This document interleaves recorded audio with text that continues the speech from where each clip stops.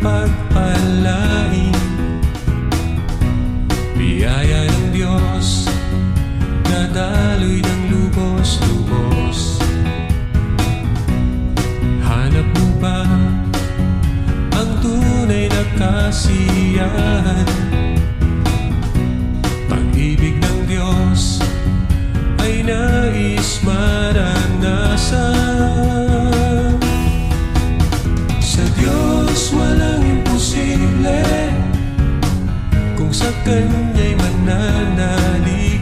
Sa Diyos walang imposible, kung sa Kanya